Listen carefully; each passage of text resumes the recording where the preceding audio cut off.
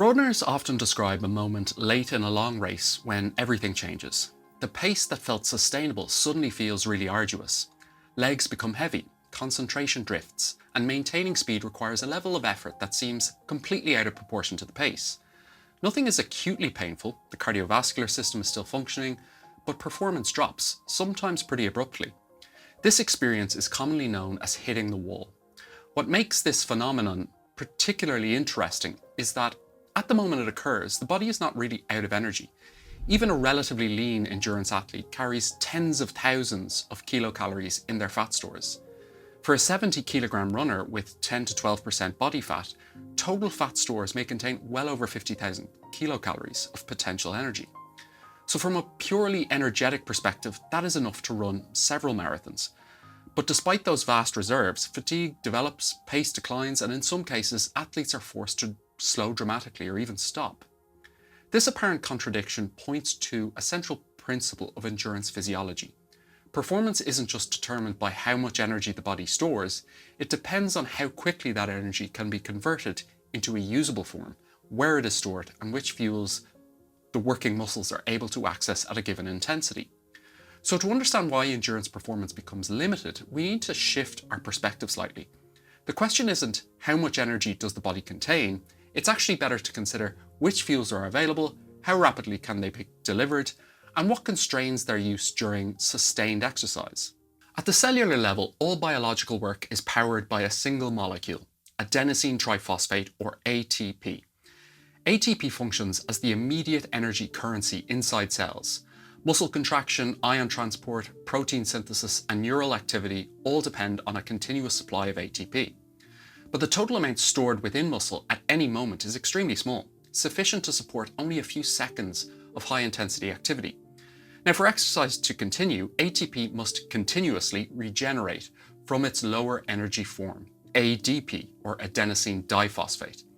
The energy required for this recycling comes from the oxidation of metabolic fuels, mainly carbohydrates and fats. In this sense, the body does not store large amounts of usable energy in the form of ATP itself. Instead, it stores potential energy in chemical fuels and relies on metabolic pathways to convert those fuels into ATP at rates that match the demands of the working muscles. The upshot is that the wall is not a failure of total energy supply. It reflects a mismatch between the rate at which ATP is required and the rate at which available fuels can support its production. Understanding where that mismatch comes from and why it tends to occur during prolonged high-intensity endurance exercise requires a closer look at how the body stores energy and how those stores are regulated over time. When we think about energy stores in the body, it's natural to imagine a single reservoir that can be drawn upon as needed. But in reality, the body maintains multiple fuel stores, each with very different capacities and very different rates of availability. And it is this imbalance between abundance and accessibility that is at the heart of the hitting the wall phenomenon that I mentioned earlier, and endurance limitation more broadly. Over the course of a day, the body is rarely in perfect energy balance. After a meal, digestion and absorption temporarily place the body in a state of positive energy balance. Between meals, during sleep, and during exercise, stored fuels are mobilized and energy balance becomes negative. But over longer periods, energy balance ultimately determines your body weight. If your body weight is stable over weeks or months, it's because your average energy intake is matching your average energy expenditure. If you are losing weight, it's because your energy expenditure is exceeding your intake. Simple as that. So from an evolutionary perspective, chronic energy deficit has clear biological costs. It impairs your immune function. It reduces reproductive hormone levels. It leads to loss of lean tissue, and it is not good for physical performance either. So humans, like other organisms, possess regulatory systems that act to defend against this kind of prolonged energy shortage. These systems influence both energy intake and expenditure in lots of ways. But before we can get into that, we'll need to cover some basic principles. First, daily energy expenditure itself is composed of several components. The largest is resting metabolism, the energy required to maintain essential physiological functions like brain activity, circulation, respiration, cellular repair, thermoregulation, and immune function. For most adults, resting metabolic rate ranges from roughly 1,300 to 2,000 kilocalories per day, depending primarily on body size and fat-free mass. Additional energy is expended through physical activity, the thermic effect of food, and environmental temperature regulation. Under sedentary conditions, total energy expenditure may be only modestly above resting needs. During prolonged endurance exercise, though, energy expenditure can increase dramatically. Running a marathon, for example, typically requires an additional 2,000 to 3,000 kilocalories, depending largely on body mass and pace. The fuels that supply this energy come from the macronutrients contained in food: carbohydrates, fats, and proteins. Protein consists of amino acids that serve primarily structural and functional roles, building and repairing tissues, forming enzymes, and supporting cellular processes, although amino acids can be oxidized for energy during prolonged exercise or during energy deficit, but this is not their primary physiological role. But carbohydrates and fats are the body's main energy fuels. One important distinction between them, between carbohydrates and fats, is their energy density. So carbohydrates provide approximately 4 kilocalories per gram, whereas fat provides about 9. Fat is therefore the body's preferred form of long-term energy storage. It can be stored in large quantities within adipose tissue without substantial associated water. Carbohydrate storage is much more limited. Most carbohydrate is stored as glycogen, a polymer of glucose, primarily within skeletal muscle and the liver. Total body glycogen stores are relatively small, typically in the order of a few hundred grams, and because glycogen is stored with water, it occupies much more mass per unit of energy than fat. But despite this limited capacity, carbohydrate has a key advantage. It can be mobilized and metabolized rapidly enough to support high rates of ATP production. Fat stores, in contrast, are vast but comparatively slow to mobilize and oxidize, and this creates what might be described as the central fuel paradox of endurance exercise. The body carries an enormous quantity of energy in the form of fat, but the fuel that strongly limits performance is the one stored in the smallest amount: carbohydrate. So with those key principles in mind, to understand how fuel availability becomes limiting during exercise, let's follow the path of energy from the diet into the body's storage systems and ultimately into working muscle. Okay, so digestion begins as soon as food enters the mouth, where salivary enzymes initiate the breakdown of starch. But most carbohydrate digestion occurs in the small intestine. There, pancreatic and intestinal enzymes reduce complex carbohydrates into simple sugars that can be absorbed across the intestinal wall and enter the bloodstream. The main circulating carbohydrate is glucose. Starchy foods like bread, pasta, rice, and potatoes are largely converted into glucose during digestion. Common dietary sugars contribute as well: sucrose, which breaks down into glucose and fructose, and lactose, which breaks into glucose and galactose. Once absorbed, glucose enters the circulation, and its concentration in the blood is tightly regulated. Some tissues, mainly the brain and red blood cells, depend heavily on continuous supply of glucose under normal physiological conditions. When your blood glucose falls too low, it tends to impair function pretty rapidly. And then, if it is chronically elevated or high, this can actually damage tissues over time. Insulin is the key hormone here. It plays the key role in maintaining balance. When blood glucose rises after a meal, insulin is released from the pancreas. It promotes glucose uptake into skeletal muscle and other tissues, and stimulates the conversion of glucose into glycogen for storage. The liver is the key buffering organ in this system.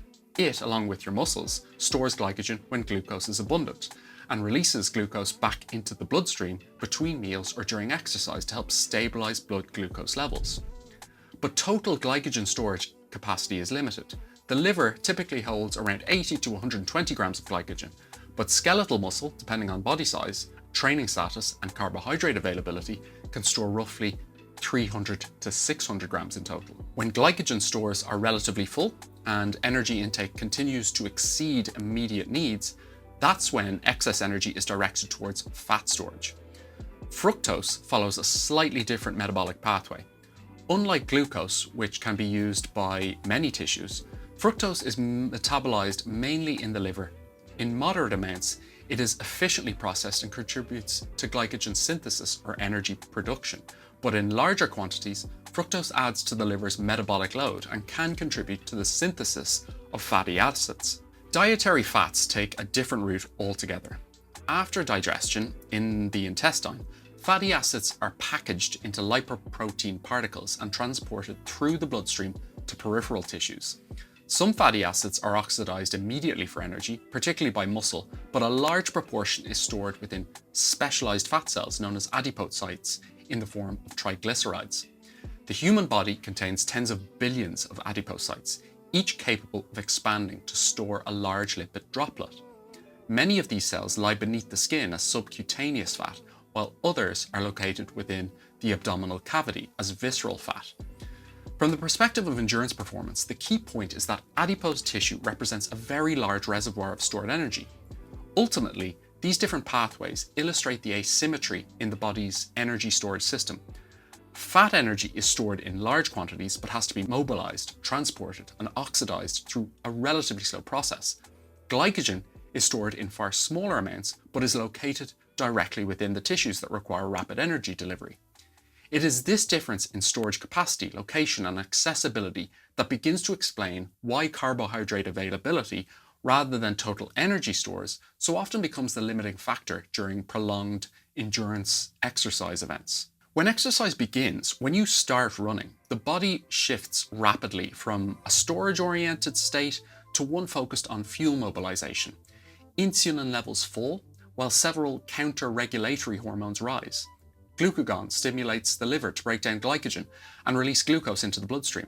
Adrenaline and noradrenaline increase the breakdown of muscle glycogen and promote the release of fatty acids from adipose tissue. As exercise continues and energy demand remains elevated, cortisol contributes to maintaining substrate availability by supporting gluconeogenesis and fat mobilization. The relative contribution of fat and carbohydrate during exercise depends largely on intensity. At lower intensities, most energy is supplied by fat oxidation. As exercise intensity increases, the rate of ATP demand rises and carbohydrate contributes progressively more. At high intensities, carbohydrate becomes the dominant fuel because it can be metabolized rapidly enough to sustain the required rate of ATP production. But training status and diet can influence this balance. Endurance training increases mitochondrial density, capillary supply, and the enzymatic capacity for fat oxidation, allowing trained athletes to rely more heavily on a fat at a given workload. If you recently took on some carbohydrates, say, in the form of an energy drink, this too will affect the size of your glycogen stores and therefore the amount of carbohydrate available to you during exercise. Still, even with these adaptations, carbohydrate availability often becomes the limiting factor during prolonged high-intensity endurance events like the marathon. Let's look at the numbers to back this up. As I mentioned earlier, total liver glycogen typically amounts to roughly 80 to 120 grams, and total muscle glycogen may range from about 300 to 600 grams. Overnight fasting partially depletes liver glycogen, which is why consuming carbohydrate before a morning endurance event helps maintain blood glucose during exercise. So in total, a well-prepared athlete might begin an event with around 400 to 600 grams of stored carbohydrate, which would correspond to roughly 1,600 to 2,400 calories, or kilocalories. The energetic cost of running is relatively predictable. A commonly used estimate is approximately 1 kilocalorie per kilogram of body mass per kilometer. For a 70 kilogram runner completing a marathon, they would require close to 3,000 calories. If the race is performed at a relatively high intensity where carbohydrate provides a large proportion of the fuel, the potential demand for carbohydrate-derived energy can approach or exceed total stored glycogen. As muscle glycogen declines and liver glycogen becomes depleted, the ability to maintain blood glucose and sustain high rates of carbohydrate oxidation is progressively compromised. This mismatch between limited carbohydrate stores and the energy demands of sustained high-intensity exercise provides the physiological basis for what runners experience as the wall. Although there is no single physiological marker that defines the moment, remember our discussion about the science of fatigue before, low muscle glycogen is one of the major contributors to the sudden increase in perceived effort, loss of pace, and decline in performance that often occurs late in endurance events. The paradox is that the body still contains vast reserves of energy in the form of fat, but the rate at which that energy can be converted into ATP is insufficient to support the intensity the athlete is trying to maintain. Performance doesn't fall because total energy is exhausted, but because the available fuel can't be delivered quickly enough to meet demand. So if carbohydrate availability is the primary constraint on prolonged high-intensity endurance performance, then a central goal of sports nutrition would be, and is, to increase the amount of carbohydrate available before and during exercise, and to use it as efficiently as possible. This begins in the days leading up to the competition. Because total glycogen storage capacity is limited but expandable, increasing carbohydrate intake while reducing training load will allow muscle glycogen concentrations to rise above habitual levels. This practice, which is commonly referred to as carbohydrate loading, can substantially increase total stored carbohydrate and has been shown to improve performance in events lasting longer than about 90 minutes. Pre-event nutrition also plays an important role. As I mentioned earlier, your liver stores a moderate amount of glycogen, but this declines overnight when you're asleep and fasting, which can reduce your body's ability to maintain blood glucose early in a morning event. So consuming carbohydrate in the hours before exercise helps to restore liver glycogen and provides an additional circulating source of glucose at the start. And then during the race, you can continue to top up. When you see a runner consuming gels or sugary drinks, the carbohydrate these contain can be absorbed from the intestine, enter the circulation, and be oxidized by working muscle. And this supplements endogenous glycogen stores and helps to maintain blood glucose. This external supply does not replace muscle glycogen entirely, but it can slow the rate at which stores are depleted and delay the onset of fatigue. For many years, researchers suggested that the intestine could absorb and deliver carbohydrate at a maximal rate of around 60 grams per hour. This value reflected the transport capacity of the sodium-glucose cotransporter responsible for glucose intake in the small intestine. But more recent work has shown that this apparent ceiling can be increased by combining different kinds of carbohydrate that use separate transport pathways. When glucose or glucose polymers are consumed together with fructose, intestinal absorption rates can actually rise to around 90 grams per hour, and in some trained athletes, even higher rates may be tolerated and oxidized. But achieving these intake levels is not just a matter of consuming large quantities during competition. It's a skill, one that can and should be trained if you want to optimize performance. That's why athletes often practice their fueling strategies during training to adapt both the intestine and their subjective comfort. This process is sometimes described as training the gut, and evidence suggests that repeated exposure to higher carbohydrate intakes can improve absorption capacity, reduce gastrointestinal symptoms, and results in better performance. But the limits of human performance in long-distance running events like the marathon cannot solely be attributed to fuel availability. Glycogen depletion matters and nutrition strategy matters, but metabolism is only part of the story. It's those limits which we'll talk about next.